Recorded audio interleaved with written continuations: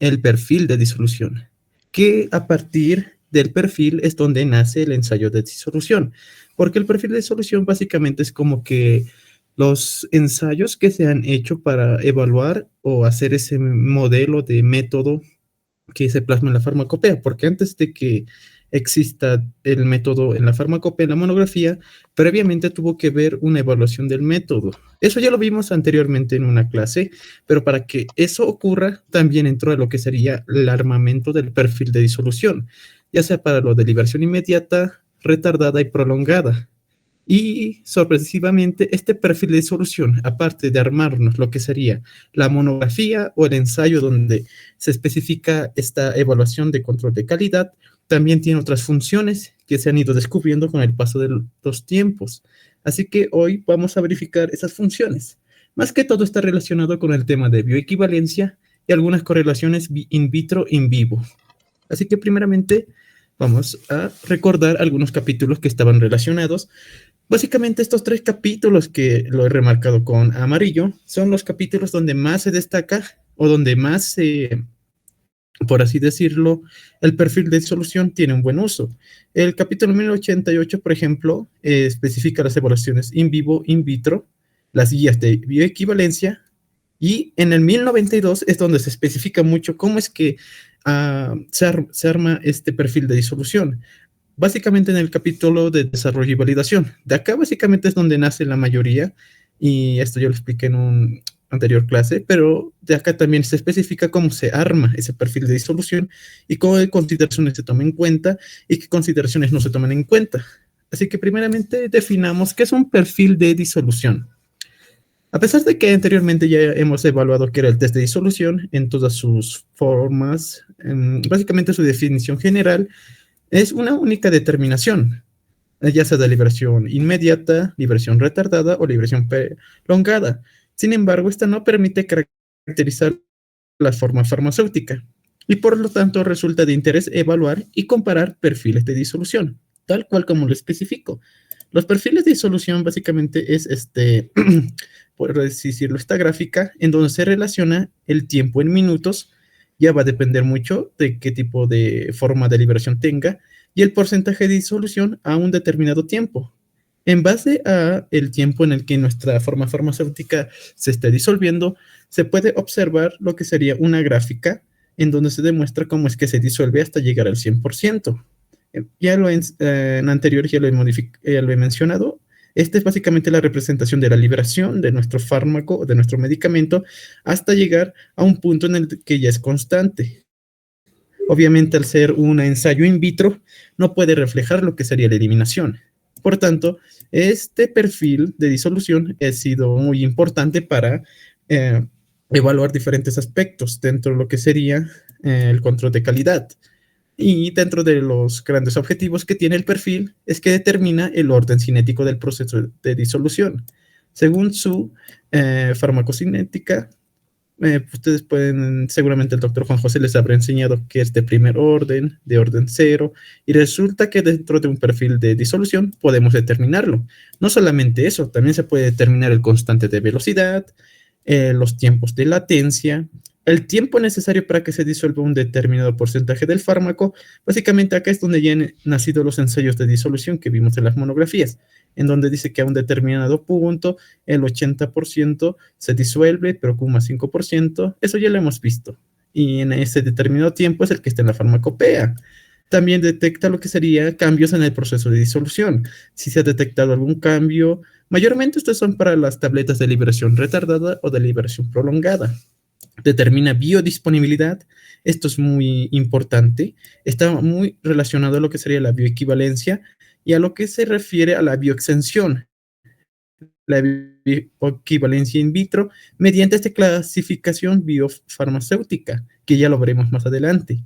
Básicamente estos han sido los objetivos por el cual se ha dado mucha importancia a lo que es el perfil de disolución. Tiene muchas funciones en las que se puede aplicar, ya sea en el aspecto de control de calidad o en la verificación de su disolución en determinado nuestro organismo, por así decirlo.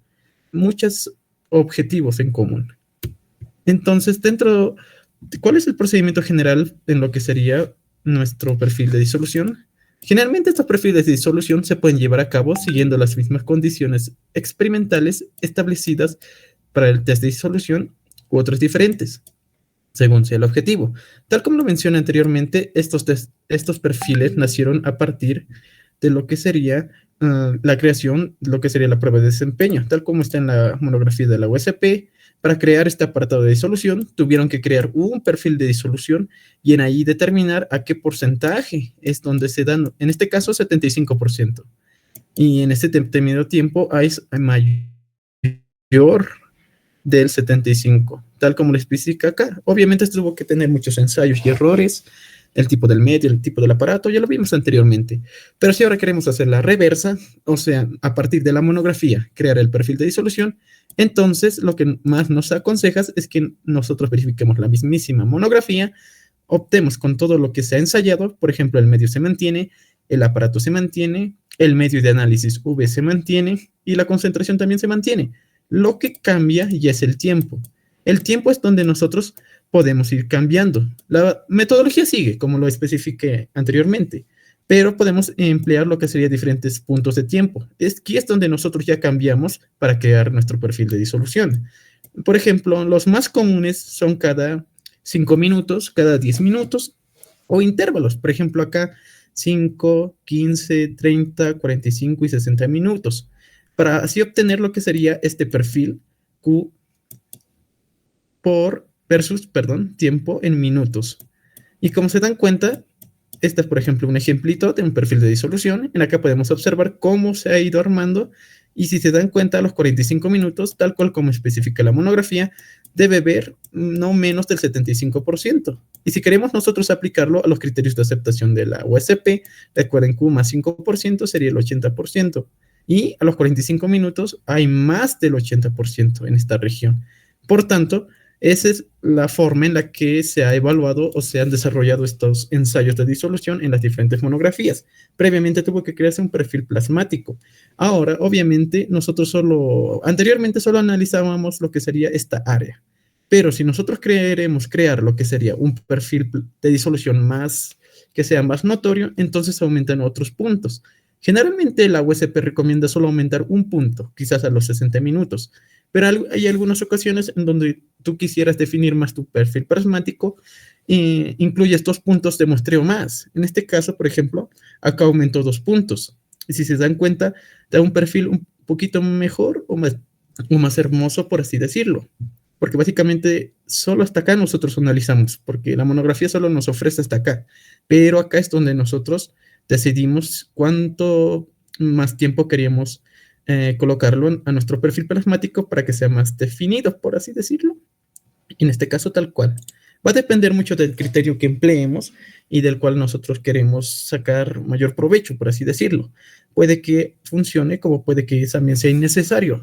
Va a depender de muchos factores, pero recomendable, tal como lo ven en la gráfica, 2 puntos de muestreo más hacia adelante, pos a lo que sería su porcentaje Q más 5%, o simplemente un punto tal cual como lo recomienda la USP. Esa es la manera o el procedimiento general en cómo nosotros podemos armar nuestro perfil de disolución. Seguramente en el laboratorio la doctora especificará que fue puntos después de lo que sería su porcentaje Q, vamos a implementar. Generalmente suelen ser tiempos de 15 minutos, así que la doctora suele aumentar 2 puntos más. Así que eso lo verán el día de la práctica.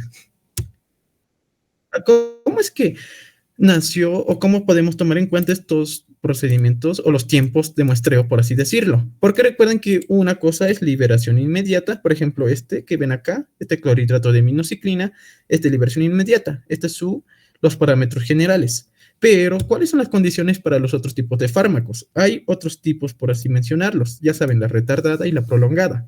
El capítulo 1092, como lo especifiqué, en el que está como procedimiento de disolución, desarrollo y validación, especifica los tiempos de muestreo para desarrollar lo que sería nuestro perfil de disolución. Por ejemplo, para los de liberación inmediata, no hay mucho misterio, tal como lo especifica en la anterior diapositiva.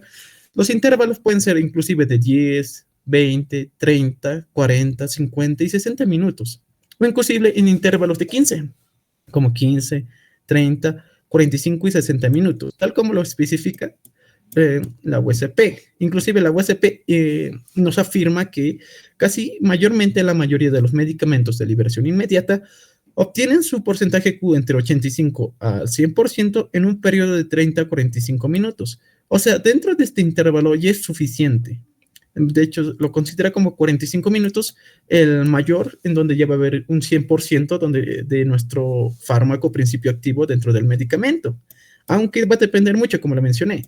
Por ejemplo, acá recomienda 60 minutos, pero la farmacopea dice de 30 a 45 minutos. Es lo más recomendable, ya que en ahí supuestamente el 85 al 100% del fármaco ya se ha disuelto.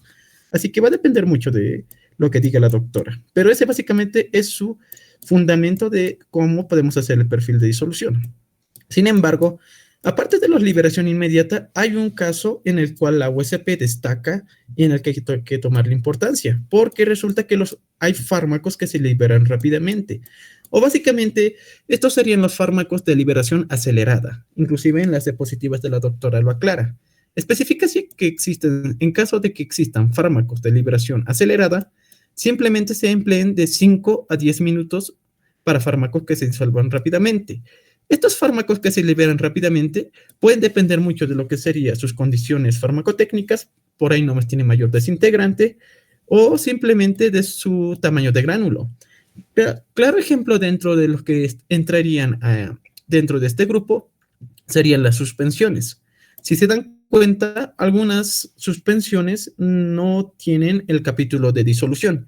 Directamente se van al capítulo de desintegración. Y si tienen, simplemente su porcentaje Q está alrededor de los 10 minutos. Así que esto sería el grupo en el que entrarían las suspensiones, fármacos que se liberan rápidamente, porque básicamente son como gránulos o pequeñitas partículas finas que están suspendidas en un medio. Según la USP, para estos tipos de fármacos, de acuerdo a la clasificación biofarmacéutica, que ya lo veremos más adelante, estos son muy solubles y de alta permeabilidad. O sea, básicamente son de clase 1. Por tanto, están formulados como productos que se disuelven rápidamente. No requieren estar sujetos a un perfil de comparación si demuestran una liberación de 85% o más del fármaco dentro de los 15 minutos. ¿Esto qué quiere decir? Quiere decir, como lo especificaba anteriormente, básicamente su 85% de Q se va a los 15 minutos ya va a estar, o menor a los 15 minutos, y más adelante, no sé, mayor a los 15 minutos, ya va a estar casi al 100%, a comparación de los de liberación inmediata, que generalmente son entre 30 a 45 minutos. Estos ya son más rápidos. Por ello, no requiere un perfil de comparación. Esa es la razón por la que las suspensiones no tienen el apartado de disolución y simplemente el apartado de desintegración, porque es un clase 1. Rapidito se disuelve. No hay otra manera de clasificarlo. Por tanto, no es necesario realizar un perfil de disolución.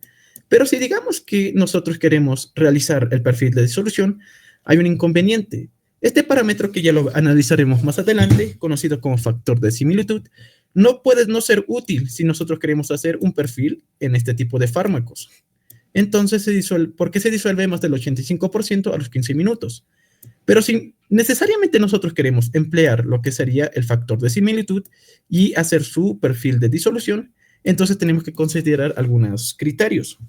Por ejemplo, tendremos que emplear muchos tiempos de muestreo tempranos, o sea, menores a 15 minutos, tal como lo ven en esta gráfica. Emplean tiempos de 5, 10 minutos, inclusive acá deben haber empleado tiempos de 1 minuto, 2 minutos, 3 minutos, etcétera, etcétera. Y simplemente un tiempo encima del 85%, o sea, un tiempo alrededor de los 15 minutos. Por ejemplo, acá están 15 minutos y se empleó un punto nomás, a los 20 minutos. Esa es la única forma en la que nosotros podemos emplear lo que sería el perfil de disolución para fármacos que se liberan rápidamente. Lo vuelvo a repetir, como es de clase 1, mayormente son suspensiones, entonces no es necesario lo que sería la prueba de disolución. Simplemente basta con la prueba de desintegración. Pero si quieres realizarlo, entonces, de acuerdo al factor de similitud, tienes que considerar estas consideraciones. Mínimo 2 tiempos inferiores al 85% y un punto después del 85%. O sea, básicamente alrededor de los 15 minutos, tal como está en la gráfica. Esas serían las consideraciones para este tipo de fármacos. mayormente para suspensiones, diría. Los de liberación retardada tienen también otra consideración. Para armar el perfil de disolución, ya saben, lo común emplea una fase que va a ser la ácida.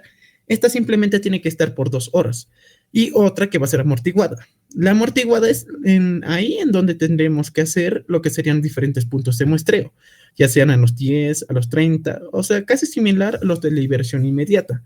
Y tal cual como hemos visto anteriormente, su perfil de disolución básicamente es una liberación inmediata retrasada. Así que básicamente su fundamento no es tan complejo, por así decirlo. Pero la USP, sin embargo, clasifica los de liberación retardada en dos grupos: las formas farmacéuticas con recubrimiento entérico y las formas farmacéuticas sin recubrimiento entérico.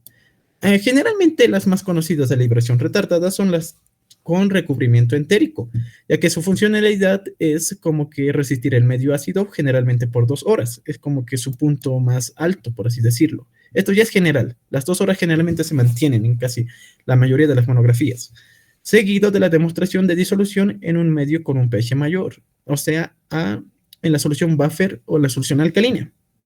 Ahí es donde recién se hacen los diferentes puntos de muestreo. No hay mucha diferencia con el concepto que vimos anteriormente. La cuestión es que la USP, con el paso del tiempo, resulta que también se puede hacer formas farmacéuticas de liberación retardada, pero que no necesariamente tengan una cubierta entérica, ya sea pelicular o de tipo grajeado. Nuevas tecnologías han aparecido y resulta que al implementar esta nueva tecnología ya no necesitan lo que sería la etapa ácida ni la etapa amortiguada. Por ello, la USP ha considerado que para hacer su perfil de disolución se requieren muchos experimentos, muchas especificaciones multivariadas, para así definir intervalos de tiempo, intervalos conceptuales. O sea, básicamente tienes que probar error tras error. Es a lo que yo pude entender en este tipo nuevo de formas farmacéuticas de liberación retardada. Son nuevas, por así mencionarlo. A diferencia de las generales, esta ya la conocemos, pero estas son las nuevas. Nueva tecnología, nueva forma de hacer lo que serían los perfiles de disolución, son más experimentales, por así decirlo. Y por último, los de liberación prolongada, que ya de por sí abarca muchos tipos de liberación, ya sea la sostenida o inclusive lo que son las repetidas. Por encima de 60 minutos es lo general, varias horas para fármacos con disolución lenta y productos de liberación prolongada. Estos básicamente requieren también muchos experimentos, pero por ley general deben venir sus intervalos de muestreo cada 60 minutos y se seleccionan al menos 3 tiempos para protegerse de una liberación rápida de la dosis y así definir prácticamente el punto final en donde se va a liberar el 80%. Ya saben muy bien, el primer tiempo siempre es el tiempo de muestreo inicial, que generalmente suele ser a las 1 a las 2 horas. El muestreo intermedio, esto ya va a depender mucho del perfil y el tiempo final también. Los de liberación prolongada no tienen una ley, por así decirlo, que especifique qué hora es tal cual y qué hora debemos empezar a sacar la muestra. Esto ya depende mucho de la tecnología que empleen. Hay demasiadas formas de convertirlo prolongada. Hay demasiado. Por ello, recomienda la USP que experimentes. O sea, básicamente determinación experimental del tiempo hasta que se disuelva el 100%.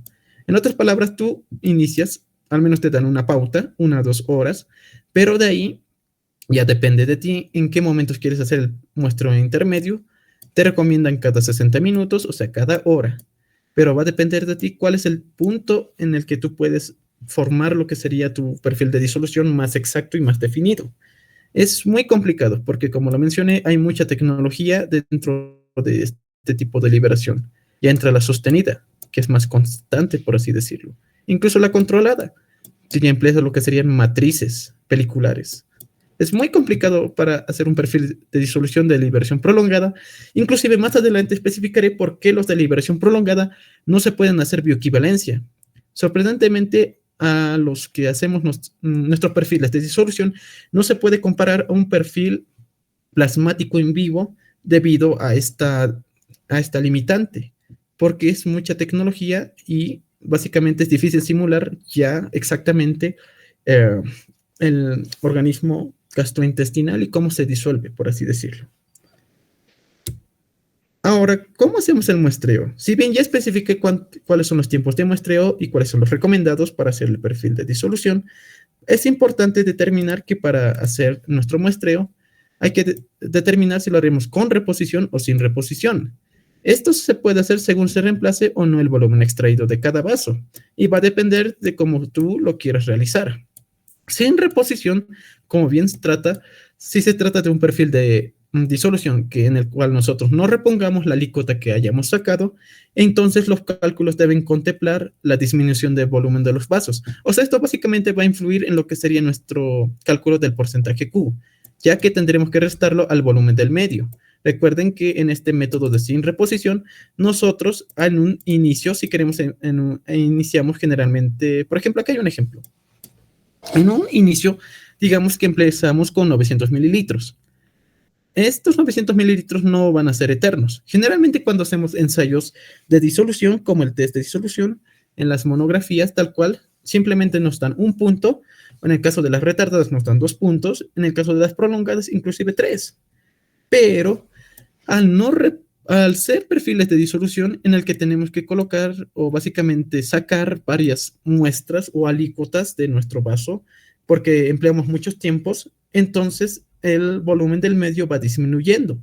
Por tanto, el volumen del medio al disminuir, entonces la concentración de fármaco también baja y no es la misma. Y si nosotros seguimos considerando que el medio es el mismo, a partir de que hemos sacado alícuotas a diferentes tiempos, entonces los cálculos van a estar mal. Por tanto, es necesario que consideremos cuánto de alícuota hemos extraído en cada tiempo y así cambiemos en los cálculos qué volumen ha cambiado, por así decirlo. Por ejemplo, digamos que estamos en nuestro vasito, sacamos una alícuota de 0,5 ml. Esto lo hemos calculado, ya saben cómo calcularlo, de acuerdo a la concentración del estándar y la concentración de la muestra. Nos daremos 4 tiempos. En un inicio, en nuestro volumen de medio inicial, iniciamos con 900 mililitros, pero luego llega, por así decirlo, el primer punto de muestreo, a los 15 minutos. En acá, según nuestros cálculos, hemos determinado que necesitamos sí o sí 0,5 mililitros de alícuota para así llegar a nuestra concentración de la muestra. Entonces, sacamos 0,5 mililitros. Sin embargo, para el cálculo se mantiene, ya que es el primer inicio. Pero cuando nosotros lleguemos a los 30 minutos, nuestro segundo punto de muestreo, entonces en ahí ya tenemos que bajar el volumen del medio, porque ya no hay 0,5 mililitros de alícuota, ha cambiado. Por tanto, se hace la respectiva resta, 900 mililitros menos 0,5, y es este volumen con el que nosotros tendremos que trabajar, 899,5 mililitros. Ahora vamos al tercer punto de muestreo, y lo mismo, ya no teníamos 899,5 mililitros. Hemos sacado otra vez 0,5 mililitros. Por tanto, nuestro volumen del medio ya es 899. Y lo mismo con el último punto. Esto era 60 por si acaso. 60 minutos. Donde 899 mililitros lo restamos también la alícuota y tenemos otro volumen del medio. Obviamente, estos volumen del medio va a ir de acuerdo al tiempo de muestreo en el que nosotros hemos sacado la alícuota. Y ese tiempo de muestreo va a ir en concordancia al porcentaje Q, porque recuerden que el porcentaje Q en el perfil de disolución es de acuerdo a cada tiempo en el que nosotros hemos sacado la alícuota de cada vaso. Y eso hay que tomar en cuenta si queremos hacer el método de sin reposición. Pero por el lado contrario, si nos vamos por un método en el que nosotros podamos no hacer todos estos cálculos y que usemos la fórmula general sin ninguna restricción, por así decirlo, entonces empleamos el método con reposición. Para que empleemos el método con reposición, es necesario que el equipo cuente con al menos 7 vasos. Esta es la condición. Necesitamos sí o sí en nuestro disolutor que contemos al menos con 7 vasos. De manera así que disolvamos las 6 unidades, acá nomás, simultáneamente. Pero el séptimo vaso va a ser el cual nos va a servir para reponer, ya que a pesar de que este no contenga lo que sería la muestra, al menos este va a tener el medio en iguales condiciones de agitación y temperatura, ya que recordemos que para que al menos recuerden en un perfil de disolución esto no va a parar, tiene que seguir. Y la temperatura a la cual suele estar el medio es a 37 grados centígrados y la velocidad también un poco suele influir. Por tanto, si nosotros en nuestro séptimo vaso colocamos una determinada cantidad de medio, entonces en acá nosotros podemos sacar el determinado volumen, en este caso digamos 0,5 mililitros, y lo devolvemos al vaso. Así no va a haber, por así decirlo, un determinado medio faltante y al menos los 6 vasos ya van a ser similares. Y en los cálculos no va a haber ningún cambio como lo especifica en el método de sin reposición. Esa es una de las ventajas que nos ofrece el método con reposición. Además, el volumen del medio se mantiene en cada tiempo. Lo malo de este método es que tendremos que pararlo y tendremos que descontar el tiempo, hablando manualmente, por así decirlo. Esa es la única desventaja que se encuentra en cuanto a este método en donde podemos reponerlo. Ahora, en disolutores más actuales, ya sean los más automáticos, inclusive con automuestrador, ya no es necesario que manualmente nosotros empleemos el método sin reposición y el método con reposición.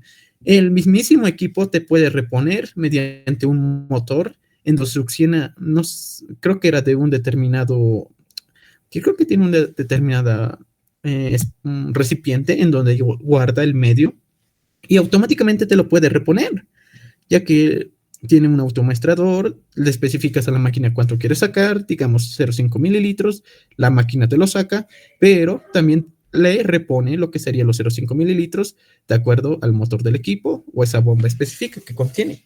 Los más actuales son más increíbles, por así decirlo. Ya no requeremos que manualmente empleemos el sin reposición y la con reposición. Ya no es necesario eso. Sin embargo, en nuestro caso, como aún tenemos un disolutor manual, aún necesitamos realizar cualquiera de los dos métodos. De preferencia, la doctora sabe emplear el método sin reposición, así que van a tener que calcular su volumen del medio a cada tiempo. Ahora, una vez que nosotros ya habíamos hecho los perfiles de disolución, resulta que si nosotros queremos hacer lo que serían las comparaciones in vitro e in vivo, o sea, lo que está relacionado a lo que sería la bioequivalencia, entonces han nacido nuevas estrategias o nuevas discusiones en donde se ha especificado cómo podemos nosotros comparar un perfil de disolución de un material de referencia con un perfil de disolución de un producto farmacéutico multifuente, porque básicamente a partir del perfil de disolución, aparte de que eso sirvió para crear las monografías y el ensayo de disolución, ese apartado especial, también aquí nace su otra función, que está relacionado a la bioequivalencia o a la biodisponibilidad. Es ahí sí que han nacido estudios in vitro de productos farmacéuticos y se han nacido muchas propuestas para comparar perfiles de disolución. Existen muchas, entre las cuales se destacan las siguientes. Si nosotros queremos comparar dos perfiles de disolución y determinar si son similares o si son diferentes, entonces se han creado tres métodos. El primero es el método independiente del modelo. Este método es como tal, como lo dice su nombre, no importa el modelo que sea, ya sea de orden cero o de primer orden. Luego están los métodos estadísticos basados en ANOVA. El ANOVA, más conocido como el análisis de varianza, es uno de los métodos estadísticos más confiables en cual se basan en lo que sería su probabilidad. Generalmente emplean un nivel de confianza del 95%. Eso ya lo saben muy bien por estadística y por el doctor Christian. Y el último que se ha creado, los métodos dependientes del modelo. Acá es ya dependiendo de muchos autores en donde han destacado cómo podemos convertir nuestro perfil de disolución en ya sea de orden cero, de primer orden o de un modelo específico del autor. Más adelante les voy a especificar cómo es esto. Primero, los más conocidos y los que emplea la USP son los modelos independientes, los métodos independientes del modelo, entre los cuales destacan el factor de diferenciación, el factor de similitud y la eficiencia de disolución. Esto es muy interesante porque está basado en lo que sería el área bajo la curva y en un análisis estadístico ANOVA, por así decirlo. El método estadístico basado en ANOVA, básicamente esto ya es pura estadística en análisis de varianza, considerando los determinados tiempos. Los dependientes del modelo, ya lo especifiqué, dependen de nuestro modelo, de nuestro perfil, en qué orden sea, ya sea de primer orden o de orden cero. Pero también nacieron otros tipos de modelos, que sean la raíz cúbica, el método de Compertz, el logístico y el Weibull. Hay muchos más con los cuales nosotros podemos determinar cómo podemos comparar los perfiles de disolución. Empecemos con los más conocidos. Los métodos independientes del modelo. Estos, como lo mencioné, son aquellos que permiten comparar perfiles de disolución sin la necesidad de ajustar los datos a un modelo o ecuación que los represente. O sea, no es necesario que nosotros digamos nuestro perfil, que tuvo varios puntos. Generalmente suele ser una curva de Gauss, pero como estamos solo viendo la liberación, esta puede ser de orden 0 o de primer orden. Pero no importa en qué orden sea. Los métodos independientes del modelo no los considera. Más bien, estos analizan un determinado punto, por así decirlo. Cada punto de muestreo lo analizan independientemente. No es necesario crear un modelo. El primero que se ha creado es el factor de diferenciación. Inclusive los mismos autores que desarrollaron este factor de similitud desarrollaron lo que sería el F1. El F1 básicamente mide la diferencia porcentual entre dos curvas de disolución en cada punto de tiempo. O sea, diferencia si digamos, no sé, digamos en un punto a los 5 minutos te salió un porcentaje Q de 10, pero en el otro perfil había salido un porcentaje Q de 5. Y si se dan cuenta hay una diferencia entre 10 y 5. Y lo que hace el método F1 o el factor de diferenciación es medir si esa diferencia es considerable y si afecta a los resultados. Un por ejemplo, de F1 igual a 0, indica que las dos curvas son idénticas, algo que es difícil de conseguir. Básicamente sería como que el de referencia, como el que estamos testeando, son iguales cada punto. A medida que F1 aumenta, la diferencia entre las curvas es mayor. Tradicionalmente se considera que dos perfiles son similares si están dentro del rango entre 0 y 15. Al menos ese es el rango que considera el F1 para considerarlo como que está aceptable, por así decirlo. Luego tenemos el factor de similitud. Es más conocido por los métodos empleados para comparar perfiles de disolución. De hecho, la USP 42 destaca o incluso lo exime en varios ensayos. Inclusive la FDA, la OMS y lo que sería la EMA recomiendan emplear el factor de similitud.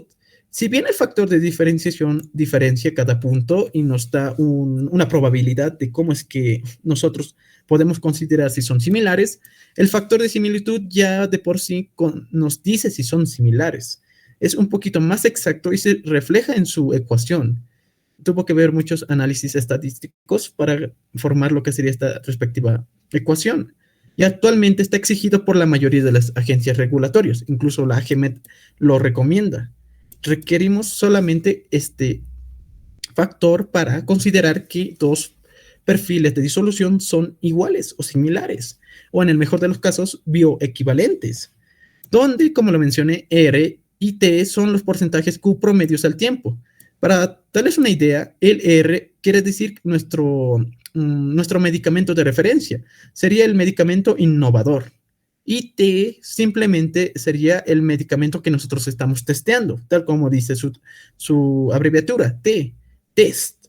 Y estos pueden ser los productos farmacéuticos multifuentes o los que están siendo categorizados como genéricos. Esa sería la palabra. En acá van los genéricos y los productos farmacéuticos multifuentes, mientras que R es el que son las referencias, el innovador ahí tiene que entrar. O sea, básicamente si nosotros queremos hacer un estudio de bioequivalencia, sí o sí necesitamos el producto innovador o el producto bioequivalente y compararlo con el producto farmacéutico multifuente que nosotros necesitamos. Ahora, volviendo al tema, el factor de similitud, si nosotros queremos considerar que ambos son iguales en ambos perfiles, entonces tiene que tener un rango de 50 a 100, lo cual va a garantizar la similitud y por tanto va a haber equivalencia del desempeño de los dos productos. Y como lo vuelvo a recalcar, este es el más utilizado y el más actual. Inclusive la doctora lo ha destacado. Aunque de este nació el factor de diferenciación, este es el que la USP recomienda, factor de similitud. Otro que también recomienda es la eficiencia de disolución. Lo malo de esto es que nosotros tenemos que calcular el área bajo la curva a partir del perfil de disolución. Y hay muchos métodos para calcular el área bajo la curva. Seguramente en farmacocinético lo habrán visto. Uno de los más conocidos es el método de los trapecios. Otra manera de calcularlo es por la ecuación de eficiencia de disolución, tal cual está acá. Esta sería básicamente la ecuación general, en donde considera la eficiencia de solución con correlación a lo que sería el área bajo la curva. Eso es un método muy interesante, por así mencionarlo. Sin embargo, lo complejo de acá es que una vez que ya han calculado los valores del área bajo la curva o simplemente la eficiencia de disolución, pero esto es para cada comprimido individual, o sea, para cada porcentaje Q, por así decirlo. Entonces, estas se deben comparar y realizar un análisis de variancia, una ANOVA. Y eso sería un poco de lo complejo de este método. De hecho, no es uno de los más utilizados, pero es uno de los más interesantes, que es independiente del modelo. El otro método es el basado en ANOVA. En este no hay mucho misterio. Básicamente, el método estadístico de ANOVA va a considerarlos ya sea monofactorial, o sea, de una vía, tomando en cuenta simplemente al tiempo como la única variable en la que podemos nosotros, por así decirlo, analizarlo estadísticamente. O simplemente convirtiéndolo de dos vías o bifactorial, donde consideramos la formulación y el tiempo como variables de clase o factores de forma simultánea, por así decirlo. Y la hipótesis va a ser básicamente la similitud. Inclusive la hipótesis nula puede ser si es similar o no es similar, tal como se pueden observar. Ya lo conocen muy bien lo que es el ANOVA, el análisis de varianza. Sin embargo, lo malo de este método es que su aplicación no es tan correcta, por así decirlo. Primeramente, viola la hipótesis de independencia, porque recuerden que hay una correlación entre el porcentaje disuelto y el tiempo, ya que es básicamente una gráfica que refleja cuánto se está disolviendo de principio activo. Pero lo que hace ANOVA es de forma independiente, básicamente solo está considerando el tiempo y no está tomando en cuenta el porcentaje de disolución. Y si lo quiere convertir en bifactorial, simplemente considera la formulación con el tiempo. Además, es discriminante porque detecta solamente diferencias estadísticas en vez de biofarmacéuticas, lo que generalmente es la principal razón por la que se considera bioequivalente. Es una de las principales razones por la que no es tan usado lo que sería el método basado en ANOVA. Y el último es el método independiente del modelo. Tal como lo mencioné anteriormente, nuestros datos de perfil de disolución mediante un software o mediante simplemente cálculos matemáticos o estadísticos ajustan los datos a un modelo o ecuación que los represente. Incluyen diferentes formas estadísticas, inclusive pueden ser precisas. El punto es que lo modelan los datos, o sea, lo convierten en tal cual para que sea una gráfica que se pueda entender. Para que me puedan entender, básicamente es como, digamos, es una gráfica que sea exponencial o una gráfica que sea curva. Si nosotros aplicamos lo que sería la función logarítmica, o mejor dicho, el logaritmo neperiano, en nuestra curva podemos convertirlo básicamente en una recta casi lineal.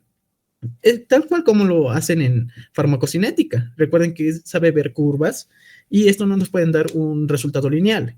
Por tanto, para modelarlo, empleamos la función logaritmo natural y lo forman una curva lineal para que así podamos sacar los datos necesarios. Y básicamente ese es el fundamento del método dependiente del modelo. Lo convierte, básicamente, por así decirlo, la curva en un modelo que sea fácil de entender y fácil de calcular. Entre ellos está la raíz cúbica, orden cero, incluso hay la de Higuchi, primer orden, Weibull, Compertz y el logístico. Hay muchas, y aquí están inclusive sus propias ecuaciones y sus propias ecuaciones de velocidad. Son muchas, por así decirlo, son modelos más actualizados en referente a los modelos independientes. Los más que se usan son el de primer orden, el Compertz, el logístico y el Weibull. Pero simplemente a partir de que lo hemos convertido en el modelo que estos autores desean, no basta, porque una vez que nosotros lo hayamos convertido en el modelo que ya hemos deseado, entonces luego de ahí, para recién confirmar que son similares los perfiles de disolución, ya se emplean otros modelos estadísticos, mejor dicho, otro método estadístico, como la prueba T al cuadrado de Hotelling o el método de regiones de similitud, propuesto por Saty y colaboradores. O sea, simplemente no basta con que nosotros la hayamos modelado. A partir del modelado, tenemos que emplear otra prueba estadística para comparar si son similares, algo que lo vuelve más complejo. Es por esas razones que, debido a su complejidad, emplean modelos independientes, como es el factor de similitud, para sacar si son los perfiles similares, de forma más rápida. Porque si bien los modelos dependientes del modelo, digo, métodos dependientes del modelo son más exactos y más precisos, estos son más complejos y hay que determinar el orden o el modelo de nuestro perfil de disolución. Esas serían las desventajas de este tipo de método, por así decirlo. Pero como ya lo mencioné, las condiciones y el factor de similitud, perdón, es el más empleado, incluso la USP lo destaca, inclusive aquí está su capítulo en donde destaca muy bien el factor de similitud, es el capítulo 1090, en el apartado de comparaciones de perfil de disolución, en la USP especifica que el factor de similitud es el que debemos emplear y el que nosotros debemos usarlo como referente para comparar perfiles de disolución. Sin embargo, esta también tiene condiciones. Inclusive en la mismísima USP considera cuáles son. Por ejemplo, los porcentajes Q que nosotros hayamos hecho en nuestra evaluación, por así decirlo, deben ser obtenidos bajo las mismas condiciones experimentales, o sea, mismo medio, mismas aparato, mismas velocidad de agitación, misma concentración, al igual que los tiempos de muestreo. Deben ser similares, no tiene que haber alguna diferencia, no que el otro lo hayamos hecho a diferente velocidad de agitación, le hayamos cambiado el medio. Si eso ocurre, el factor de similitud no podemos emplearlo en ese caso. También la FDA recomienda como mínimo usar 3 puntos para la comparación del perfil de similitud. No más de uno debe exceder del 85%. Básicamente lo que es el caso similar a lo que les expliqué con los de liberación acelerada o los que se liberan rápidamente. Mínimo 3 puntos, todos que sean menores al 85%, ya sea digamos los 25 y 40. Y uno después del 85%, ya esto puede ser a los 60 minutos. Es lo mínimo que te exige para calcular el factor de similitud, 3 puntos de muestreo. Y eso es lo bueno de este tipo de método, porque con tan solo 3 podemos calcular el factor de similitud. Otro es para que productos que se disuelven muy rápidamente, o sea, el 85% de disolución en 15 minutos, no es necesario el perfil de comparación. Lo que les mencioné en los de liberación acelerada, como son clase 1, entonces estos se disuelven muy rápido, menor a los 15 minutos. Y tal como les especifiqué, no requieren el perfil de disolución. Basta con un test de desintegración. Pero si quieres realizarlo, ya tiene sus condiciones. Tienes que colocar, igual que en la anterior, 2 puntos menores al 85% y un punto mayor a los 15 minutos. Y por último, no debe haber más del 25% de desviación estándar relativa o coeficiente de variación a los tiempos de muestreo, a los 10 minutos o 15 minutos. Esto ya va a depender mucho de la monografía. La USP dice a los 10 minutos, pero hay algunos autores que se especifican los 15 minutos, o sea, los primeros 15 minutos por ciento. Y después de los 15 minutos no debe haber un coeficiente de variación mayor a los 10%, al 10%. Por tanto, esas consideraciones se toman en cuenta. Por ejemplo, digamos que este es nuestro test, para nuestras propuestas para hacer el perfil de disolución. En los primeros 15 minutos, acá, obviamente estos son los promedios, pero para que haya los promedios tuvo que haber 6 ensayos y de esos 6 ensayos el coeficiente de variación en los primeros 15 minutos debe ser menor al 20%. Después de los 15 minutos, ahí es donde entra simplemente el coeficiente de variación menor al 10%. Y un perfil de disolución debe cumplir estos 2 aspectos para así emplear el factor de similitud. Si no lo cumple, entonces no podemos emplear el factor de similitud. Tendríamos que emplear otro modelo, por así decirlo, como el modelo, los métodos dependiendo del modelo. Ahora, para finalizar lo que sería la parte teórica, vámonos a darnos cuenta de los otros usos o los otros usos que tiene el perfil de disolución, por así decirlo. La primero es la bioextensión. Ya saben básicamente qué es la bioextensión. La bioextensión básicamente es como la bioequivalencia in vitro, en donde nosotros ya no necesitamos realizar lo que sería la bioequivalencia in vivo, ya que nos podemos basar en nuestros análisis de perfil de disolución, ya que podemos compararlo al in vivo y así poder ser similares, por así decirlo. Pero esta bioextensión tiene en 2 maneras. La USP destaca 2 métodos. La primera, o creo que ya es nueva, creo que era en base a la proporcionalidad de los fármacos. Es un capítulo interesante, pero creo que no está muy empleado actualmente, por así decirlo. Y el otro, el que ya les enseñó la doctora y el que les voy a enseñar ahorita, es la basada en el sistema de clasificación biofarmacéutica, por sus siglas BCS. Este es el más general o el más antiguo, por así decirlo, ya que si el nuevo es por proporcionalidad farmacéutica, el antiguo aún sigue usándose.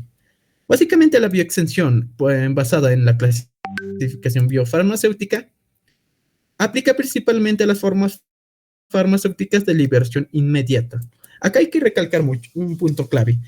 Es que para realizar bioequivalencia simplemente emplean formas farmacéuticas de liberación inmediata. Lastimosamente no se puede emplear formas farmacéuticas de liberación prolongada ni retardada debido a distintos factores. El principal son la formulación, su tecnología, por así decirlo, sus consideraciones farmacotécnicas. Inclusive se lo voy a mencionar. La clasificación biofarmacéutica destaca 2 puntos. Primero, la solubilidad. Verificar si el medicamento es muy soluble, por así decirlo, y se hace una relación dosis-solubilidad a diferentes pHs. Entre ellos puede ser un pH de 1.2 hasta un pH de 6.8. Si el fármaco es soluble, entonces es cuando está una dosis mayor, se disuelve en 250 mililitros o menos en ese rango de pH. Si estuviera más de 250 ml, entonces es altamente soluble. Ahora, permeabilidad se considera cuando el fármaco muestra un grado de absorción mayor del 85%. Esto según la OMS y la EMA. Pero la FDA tiene otra consideración. Lo considera cuando existe un grado de absorción mayor al 90%, en ausencia de problemas de inestabilidad en el tracto gastrointestinal, como el vaciado gástrico, por así decirlo. Por ello es como que se creó lo que sería 4 clases.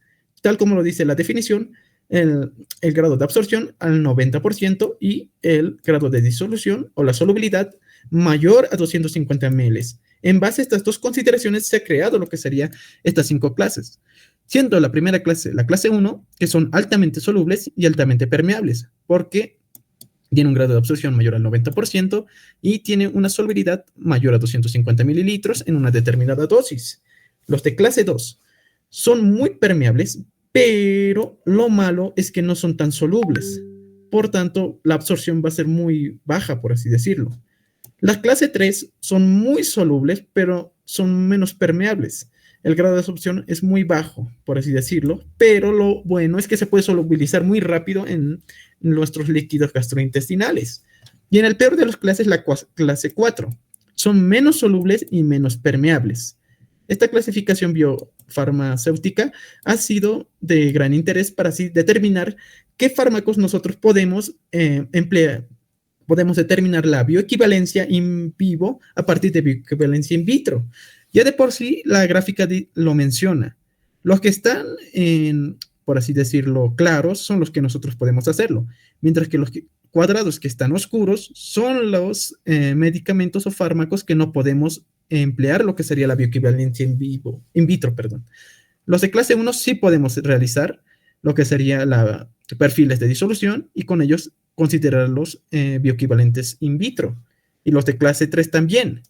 Sin embargo, los de clase 2 y los de clase 4, debido a que estos son menos solubles, recuerden que el perfil de disolución está más basado en su disolución que en su permeabilidad. Es difícil realizar lo que sería bioequivalencia in vitro, pues, y generalmente solamente se considera bioequivalencia in vivo. Sin embargo, hay algunos métodos en los que si los empleamos, algunas consideraciones generales, aunque son muy estrictas, podemos realizarlo in vitro. Sin embargo, es muy difícil realizar la clase 2 in vitro. Por tanto, se recomienda in vivo. PI de la clase 4 ni decirlo, debido a que son menos solubles y menos permeables, sí tiene que hacerse ensayos in vivo. Ya no se puede hacer ensayos in vitro. Inclusive en la siguiente diapositiva, ahí están las limitaciones o exclusiones para las bioextensiones de esta clasificación biofarmacéutica. Si bien, como lo especifiqué, solamente se puede hacer para clase 1 y para clase 3, no necesariamente todos los de liberación inmediata se pueden realizarlo. Hay muchas consideraciones. Lo primero ya lo mencioné. Para fármacos de clase 2 y clase 4, la bioextensión no es posible, ya sea la baja solubilidad y en el clase 4 ambos factores, ya que son menos solubles, inclusive menos permeables. Por tanto, va a tener un impacto significativo en la absorción.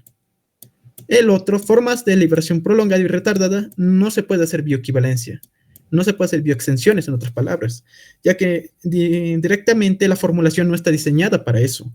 El perfil de liberación de un medicamento de liberación modificada es muy diferente a lo que va a ocurrir al perfil plasmático de una liberación modificada, ya que interfieren más factores. Recuerden que el medicamento en nuestro organismo está por mucho tiempo y la velocidad no puede ser constante. Ya pueden ver muchos factores, ya sea metabolismo, ya sea mayor acidez, inclusive los tiempos de liberación pueden modificarse y por lo tanto el perfil de absorción in vivo no es similar al in vitro que nosotros podemos realizar. Y lo mismo va para la retardada, ya que se resiste al ácido, pero eso en un perfil de disolución lo podemos ver, pero dentro de lo que sería nuestro organismo, eso es casi similar, pero no tan similar, por así decirlo. Y por tanto, no se puede realizar bioextensiones en liberación modificada. Y por último, fármacos con índice terapéutico estrecho. Estos ya de por sí ya se excluyen, porque debido a su alto riesgo, puede haber es la casualidad de que los perfiles no sean tan exactos. Recuerden que a veces el perfil plasmático y el perfil de disolución tiene un determinado factor de similitud que lo puede considerar, pero al ser un fármaco con un índice terapéutico estrecho, sí o sí el perfil de disolución tiene que ser similar o casi correlacional al perfil in vivo. Y esto no es casi el 100% exacto. Por tanto, es un alto riesgo, además de que su ventana terapéutica es muy baja. Por tanto, no podemos considerar tampoco este tipo de fármacos, como la digoxina, la warfarina o la phenytoína. Estas son las principales consideraciones y la cual se excluye la bioextensión. No se podemos emplear a los de clase 2, a los de clase 4, liberación modificada y fármacos con índice terapéutico estrecho. A ellos sí o sí tenemos que realizarles estudios in vivo.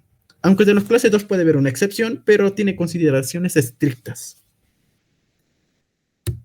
Y por último, la última aplicación del ensayo de disolución son las correlaciones in vitro y in vivo.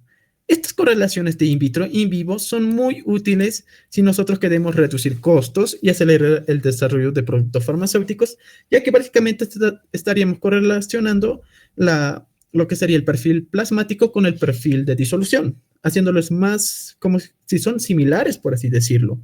Y esto puede ayudar en muchos aspectos, tanto en la biodisponibilidad como en la bioequivalencia. Inclusive hay un capítulo en el que habla de la evaluación in vivo e in vitro de formas farmacéuticas y hay un apartado en donde habla de lo que sería la evaluación in vitro. Inclusive la FDA lo recomienda esta correlación como un modelo matemático predictivo para describir la relación entre una propiedad in vitro de la forma farmacéutica y la respuesta in vivo. O sea que básicamente ambos sean similares. Este término incluso hace referencia a una correlación entre la velocidad de disolución in vitro y la velocidad de absorción in vivo, tal cual como lo dice la definición. O sea, la velocidad de disolución in vitro va a ser similar a la velocidad de absorción in vivo. O sea, ambas velocidades van a ser similares. Por tanto, al tener este dato dentro de la farmacocinética, podemos acelerar lo que sería el desarrollo de productos farmacéuticos y reducir costos. Ya no tenemos que emplear lo que sería estudios in vivo para tener parámetros farmacocinéticos más exactos. Podemos correlacionarlo con el in vitro. Esa es una de las desventajas de este ensayo de disolución. Básicamente en esta gráfica se lo plasma. Ejemplo, acá tenemos lo que serían los niveles de plasma en una correlación, en un estudio in vivo. Esto, como siempre ya lo saben, es casi similar a una curva de Gauss, en donde aquí están lo que sería la liberación y acá es la eliminación, y luego posteriormente su metabolismo y excreción. De esto, nosotros podemos hacer un perfil de disolución in vitro. Ya saben lo que nosotros hacemos, lastimosamente solo se correlaciona lo que sería la liberación, pero entonces si en lo que sería en la absorción o del perfil plasmático no consideramos lo que sería la parte de eliminación y solo consideramos la parte de liberación, entonces tendremos casi similares. Y si nosotros correlacionamos nuestro estudio in vitro con el estudio in vivo, entonces tendremos una correlación casi similar. Obviamente, para realizar esta gráfica tuvieron que usar métodos estadísticos en donde tuvieron que sacar casi una recta lineal, porque están correlacionando lo que sería el parámetro in vivo con el parámetro in vitro. En la gráfica se puede observar. Es como básicamente moldear eh, un modelo en donde nosotros podemos decir específicamente que la velocidad de disolución in vitro es similar a la velocidad de absorción in vivo. Y con ello, como lo mencioné anteriormente, ya no necesitamos hacer muchos ensayos y reducimos el costo. Esa es una de las principales ventajas de esta función del perfil de disolución, esta correlación. Sin embargo, como todo no puede ser color de oro o casi todo rosado, por así decirlo, hay también sus restricciones. Y está relacionado con la clasificación biofarmacéutica nuevamente. Ya saben, permeabilidad alta, solubilidad alta, alta, baja, baja, alta, baja, baja, en función a la permeabilidad y a la solubilidad. Porque resulta que estas correlaciones in vivo y in vitro no se puede realizar a los de clase 1, porque la principal limitante es que la disolución es rápida. Y recordemos que nosotros queremos correlacionar la velocidad de disolución con la velocidad de absorción. Y si queremos correlacionarlos, al menos tenemos que tener un ámbito en el que nosotros podemos tener tiempos de muestreo más específicos y que sean más exactos. Pero debido a que su velocidad de disolución es alta, recuerden que en los 15 minutos o 10 minutos estos ya están disueltos, entonces es una limitante. Aparte, el vaciado grástico es otra limitante también. Por tanto, no se van a esperar correlaciones.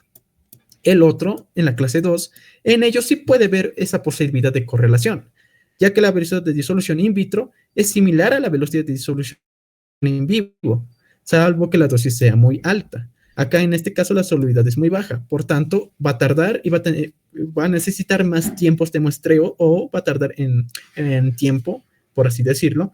Entonces, tanto en el perfil de disolución podemos obtener puntos o tiempos más exactos, o mejor dicho, mayores puntos de muestreo. En eso se resumiría.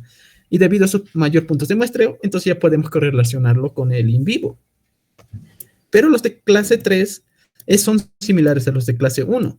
Por tanto, la correlación va a depender mucho del perfil de permeabilidad a lo largo del tracto gastrointestinal, ya que su permeabilidad es muy baja. O sea, no todo apenas se disuelva, esto es una limitante dentro de lo que sería del análisis. Por tanto, va a depender mucho de los ensayos del tracto gastrointestinal. Y por último, los de clase 4, debido a que siguen siendo bajos, no se pueden correlacionarlos. Es muy difícil. Son muy limitadas las correlaciones in vivo e in vitro. Por tanto, este ensayo es casi como, por así decirlo, exclusivo de los de clase 2. Solo se puede realizar correlaciones in vivo e in vitro a los de clase 2 en la mayoría de los casos. Si bien algunos pueden entrar a los de clase 3, los de clase 2 son los que más predominan. Y por último, para finalizar lo que sería la clase, entonces vamos a lo que sería realizar los respectivos ejercicios para así terminar lo que sería el ensayo de disolución. Así que emplearemos lo que sería el factor de diferenciación y el factor de similitud, que es por así decirlo, las ecuaciones que seguramente les habrá mostrado la doctora, pero la cuestión es ahora cómo empleamos esas ecuaciones y cómo nosotros lo podemos emplear en nuestros ensayos de liberación inmediata, ya que seguramente estos estudios estos estudios de bioequivalencia in vitro, seguramente lo haremos a partir de los 3 días. O sea, el día martes va a ser un ensayo, el día miércoles otro ensayo y el día jueves otro ensayo. No sé si será con el mismo medicamento, y si es con el mismo medicamento, entonces vamos a verificar si son similares, tendré que ser similares. Pero si digamos el día martes le está el mismo principio activo, pero de otra marca, el día miércoles el mismo principio activo de la otra marca, y el día jueves el mismo principio activo de otra marca, entonces ahí ya podemos hacer bioequivalencia in vitro. Porque son de liberación inmediata y según la USP se puede realizar. Es una de las ventajas de realizar perfiles de disolución, se podría decir, chicos. Entonces, eso es básicamente lo que haremos en estas semanas. Aunque, claro, el día jueves está un poco retrasado, pero aún así, seguramente la doctora les va a pedir, y seguramente les va a pedir que realicen el F1 y el F2. Así que al menos yo, dependiendo de mucha bibliografía, pude al menos consultar cómo se realizan estos ejercicios. Así que, sin mucha habla, primero recalcar estas son las fórmulas. Esta ya los arreglé en la anterior clase, así que no hay mucho misterio. Y estas son las otras fórmulas en donde ya agregué las otras dos fórmulas, tanto del factor de similitud como el factor de diferenciación. Así que empecemos con el primer ejercicio. El primer ejercicio dice lo siguiente. Un momento. Ya. En el laboratorio de control de calidad se evaluó la equivalencia de prednisona de 20 miligramos de 3 productos farmacéuticos, el innovador y 2 productos farmacéuticos multifuente. El innovador lo evaluó el día de farmacéuticos multifuente, el día del laboratorio, miércoles y jueves respectivamente. Las condiciones de evaluación fueron las siguientes. Estas condiciones lo saqué de su propia monografía, así que no hay mucho misterio. El medio es 900 mililitros de agua. Se emplea el aparato 2 a 50 revoluciones por minuto. Tiempos de muestreo.